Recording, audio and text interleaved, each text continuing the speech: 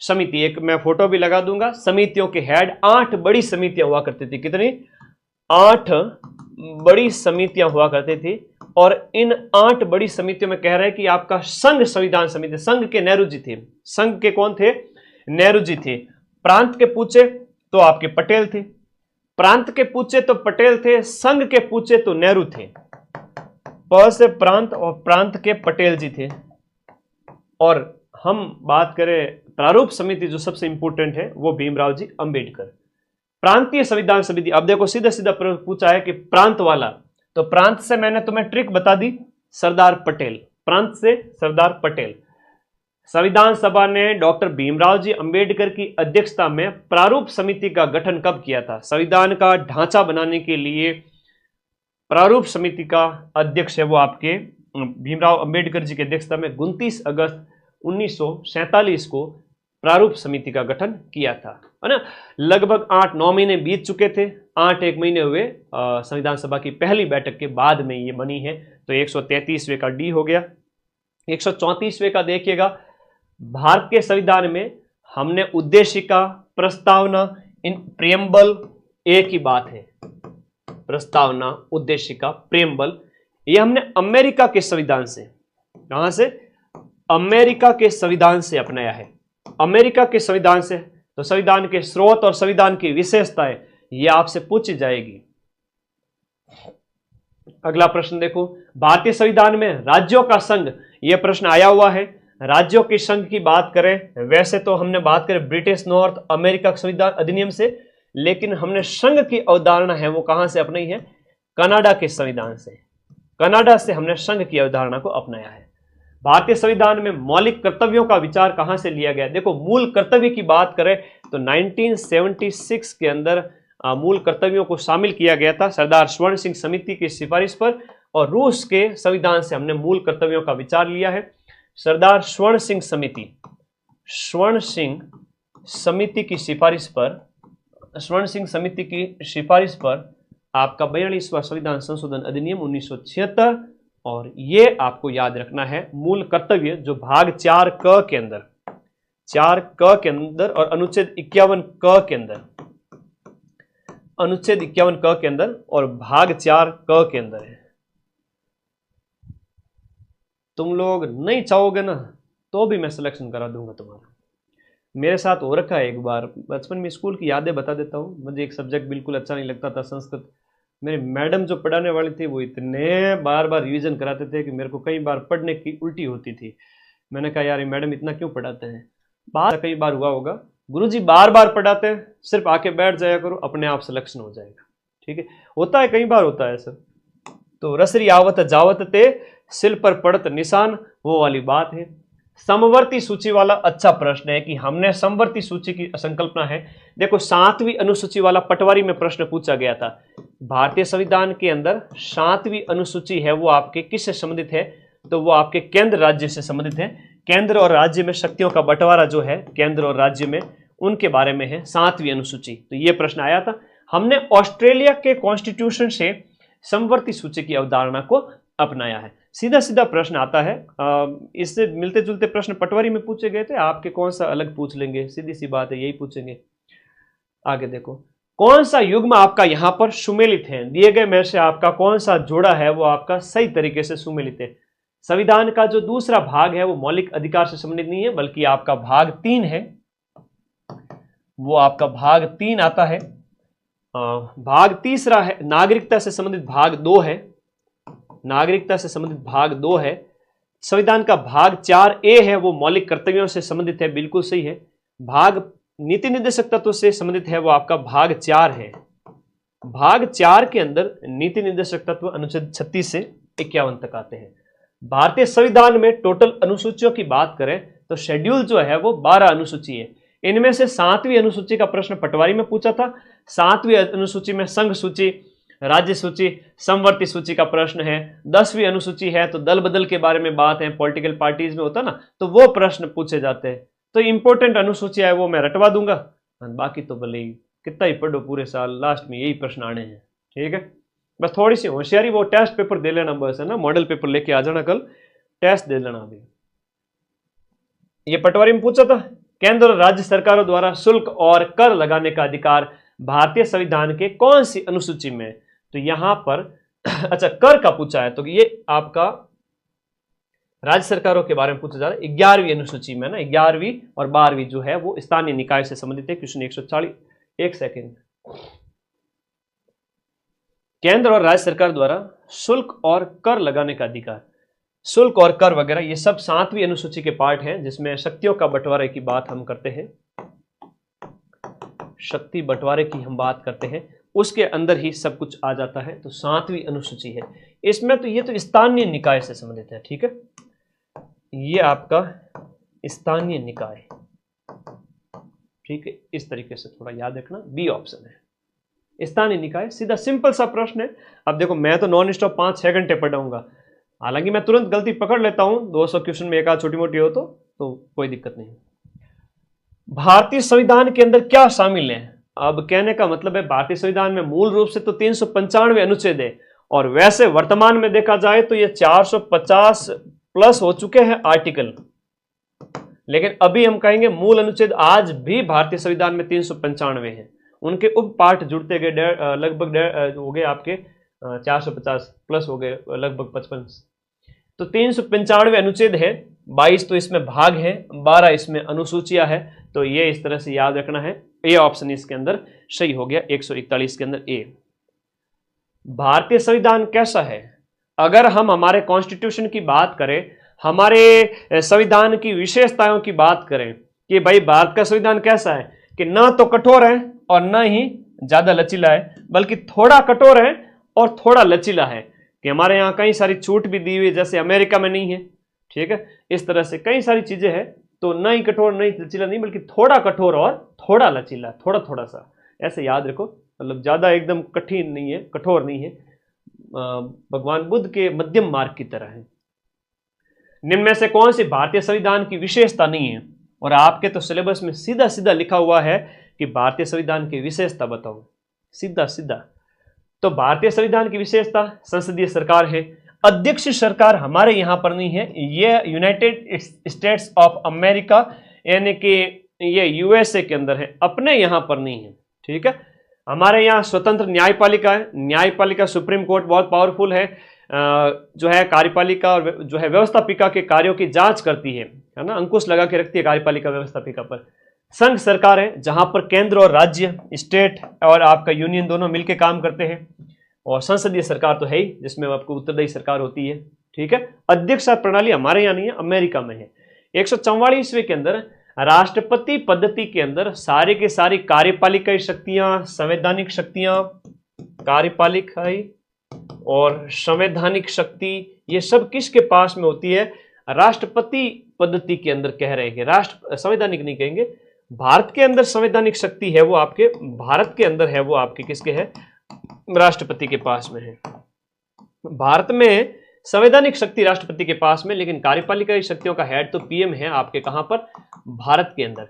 लेकिन राष्ट्रपति पद्धति कह रहे हैं, और राष्ट्रपति पद्धति है आपके अमेरिका के अंदर, जहां पर राष्ट्रपति ही प्रमुख होता है। वहां का भी देख लो तुम, डोनाल्ड ट्रंप है, वही पावरफुल है। कभी सुना कि अमेरिका का प्रधानमंत्री? नहीं सुनते सर, क्योंकि वहां पर जो हेड होता है वो राष्ट्रपति होता है, इसलिए राष्ट्रपति पद्धति का है। हमारी बात समझ में आई था लोगों ने? हाँ। हमारे यहाँ क्या पद्धति है सर? हमारे यहाँ संसदीय मॉडल है, संसदीय पद्धति है। कहां पर? इंडिया में। निम्नलिखित में से कौन एक भारत के संविधान का संघीय लक्षण नहीं है? संघवाद की बात करें, जहां पर केंद्र और राज्य मिलकर के काम करते हैं, और मेरे लखनऊ के लाडे आने स्टार्ट हो चुके हैं। यार तुम लोगों के प्रति इतना प्यार क्यों है मेरा? सच बताऊं, मतलब कभी कभी ऐसा लगता है बिना खाए पिए में मैं घंटों मेहनत करता जाता हूं। दिल से प्यार है तुम लोगों के लिए। थैंक यू माँ सरस्वती को कि मुझे ये मौका दिया इतने लाखों बच्चों को पढ़ाने का। Thank you all of you. आप लोग हैं तो माइंड मैप है, वरना हम कुछ भी नहीं। तो इसलिए मैंने ऐड ऑफ करी, अब इसका फायदा उठाना है। कोई ऐड नहीं आएगी आपके 20 तारीख तक भी, और उसके बाद भी नहीं। 5000 लाइव आ चुके हैं, बहुत बहुत धन्यवाद सभी का, थैंक यू सभी बच्चों का। अरे वाह भाई, 5000 के 200 ही कम थे, 5100 कर दिए, 5100।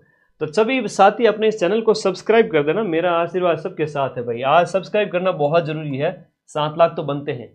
कौन सा एक भारत लाइव होने वाला है। शाबाश भाई मेरे शेरों, इतना प्यार विश्वास दिखाने के लिए। यार तुम लोग, अब कई बार लाइव ज़्यादा होते हैं तब मुझे शक होता है कि यूट्यूब पर कुछ दिक्कत तो नहीं होगी कि वास्तव में सही लाइव हो रहे हैं। कई बार हो जाते हैं, बग आ जाते हैं दूसरे यूट्यूब चैनल पर। अपना यूट्यूब चैनल वैसे सेफ है। I have to watch this. कई लोग होते हैं ना 3-3, 4-4 लाख लाइव लाए थे, वो लोग भी याद होंगे तुम्हें, वो फर्जी लाइव होते हैं, ठीक है। अरे हाँ,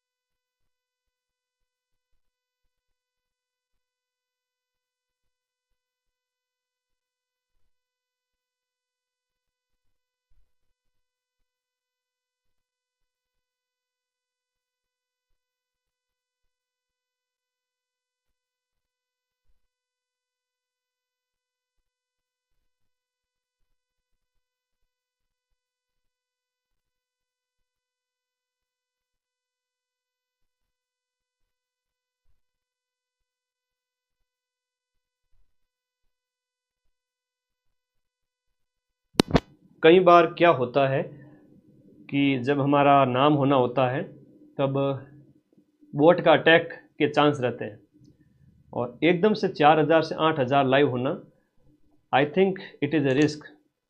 तो टीम चेक कर रही है, तो मुझे इस चीज़ को देखना पड़ेगा, क्योंकि 5,000 तक तो फिर भी ठीक था, 8,000 लाइव एक झटके में होना वो थोड़ा रिस्क का मामला है। तो टीम चेक कर रही है, मैं उसके बाद ही कंटिन्यू करूँगा, क्योंकि ये मामला रिस्क का है। एक्चुअल राइट हो सकते हैं, क्योंकि मैंने शॉर्ट्स भी डाला था,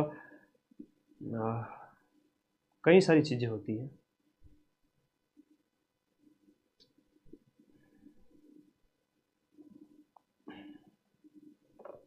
हाँ, हैक का चांस रहता है, कई सारी चीज़ें होती हैं, लोग आपके पीछे पड़े रहते हैं। जब आपका नाम हो जाता है ना, लोग आपके पीछे पड़े रहते हैं, ये हकीकत है। बोट लाइव किसी ने अटैक किया है अपने चैनल पर, ठीक है। मैं टीम से बात कर लेता हूँ, आप लोग थोड़ा वेट करें। हाँ, हैकर लोग घूमते रहते हैं, उनकी इतनी औकात होती है। हम्म।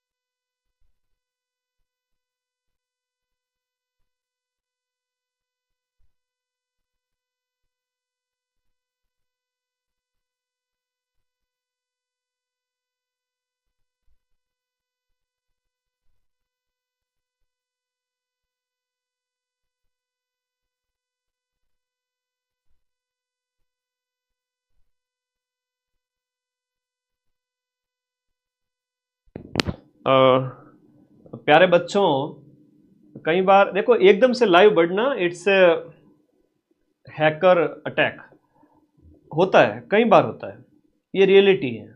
आप बड़े बड़े यूट्यूब चैनल के देख लिया करो, एकदम से लाइव होना ये एकदम वो है ना, अटैक वाला मामला होता है। तो मैं इस रिस्क को लेना नहीं चाहता। मैं देखना चाह रहा हूँ कि 8,600 जो लाइव हुए हैं, ये अगर 10,000 लाइव क्रॉस करते हैं तो मुझे इसको बंद करना पड़ेगा तुरंत। क्योंकि 10,000 लाइव बच्चे एग्जाम से जब एक दिन पहले होता है ना, उस समय लाइव आते हैं मेरे, और है ना, वो कई बार होता है एकदम से 3,000 से, भाई 3,000 से 3.5 हो सकते हैं, 3600 हो सकते हैं, 3700 हो सकते हैं, 3800 हो सकते हैं, एकदम से 10,000 होना, थोड़ा वेट करिएगा प्लीज, है ना। अपने चैनल की सेफ्टी के लिए बहुत जरूरी है, अपनी चैनल की सेफ्टी के लिए बहुत जरूरी है, क्योंकि जिस तरीके से मैंने रफ्तार पकड़ी है इस टाइम में, और जिन कोचिंग संस्थानों की हवा टाइट हुई है एक साल के अंदर, भाई तुम बच्चों को सही से नहीं पढ़ाओगे, कुछ अगर धोखा होगा, पहले हो जाता था, कोई भी आके फेमस होकर के कैसे भी पढ़ा के चला जाता था, कैसे भी कोचिंग हो जाती थी। आज न्यू टैलेंट आया है अभी वर्तमान समय में, हमें आगे अभी थोड़ा देर बाद में कंटिन्यू करूंगा, इस पार्ट को कट भी करवा दूंगा अगर लाइव कंटिन्यू करता हूं तो। पहले चल जाता था, अभी न्यू टैलेंट आए हुए हैं मार्केट के अंदर, तो भाई जो अच्छा पढ़ाएगा वो टॉप करेगा। एक ही साल के अंदर मैं 1 मिलियन करने जा रहा हूं, और पूरे राजस्थान में ऐसी कोई सिंगल कोचिंग नहीं है जिसने एक ही साल के अंदर, राजस्थान को पढ़ाने वाले कोचिंग में एक सिंगल साल के अंदर जिसने 1 मिलियन किया। मैं 1.5 साल में 1 मिलियन कर रहा हूं, 10 लाख बच्चे, ठीक है। तो ये होता है, तब कई बार क्या होता है कि आपके ऊपर अटैक भी होता है, ऑनलाइन भी इस तरीके से कई सारी चीजें होती हैं।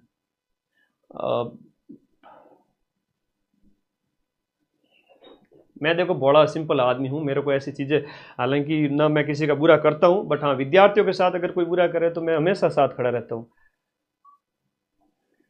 ना। एकदम से लाइव वास्तव में ये एक है ना, वो ये बड़े बड़े लोगों को पता नहीं चलता है। अभी थोड़े दिन पहले हम बात कर रहे थे अलग पांडे सर की, फिजिक्स वाले सर का, उनके चैनल पे भी एक बार हो गया था, तो तब मुझे पता चला था कि भाई एकदम से ऐसा कुछ वीडियो मेरे आगे आ गया था।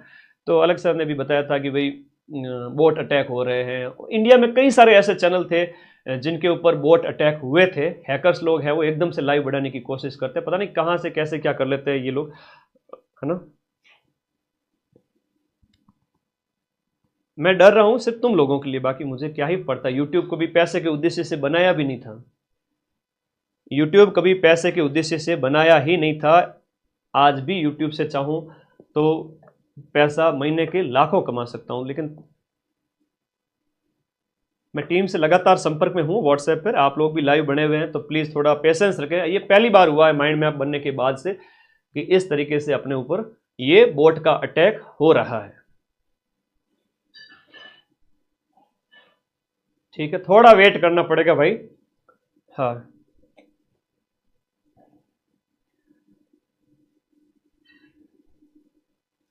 अप्रत्याशित लाइव, क्योंकि अपन जब लाइव जुड़े थे तब 3,000 लाइव थे, 3,000 से 3500 होने में घंटा भर लगा, और 3600, 3700, 3800 समझ में आता है, लेकिन 1 मिनट में 1,000 लाइव जुड़ता जा रहा है। ये मामला तो रसगुल्ला वाली बात होगी, जब 3-3, 4-4 लाख लाइव दिखा करके बच्चों को बेवकूफ बनाया जाता था।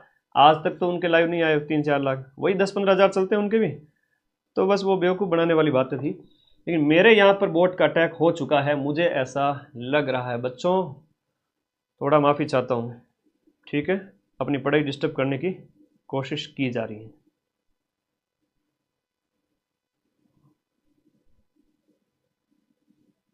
हाँ ये बोट अटैक है, प्लीज़ मैं माफ़ी चाहता हूँ, रियल लाइव नहीं है। एकदम से 4,000 का 8,000 पॉसिबल नहीं है, ठीक है, एकदम से 4 का 8 पॉसिबल नहीं है। माफ़ी चाहता हूँ, मुझे इस क्लास को यहीं रोकना पड़ेगा क्योंकि 9,000 लाइव पॉसिबल नहीं था, ठीक है, ओके।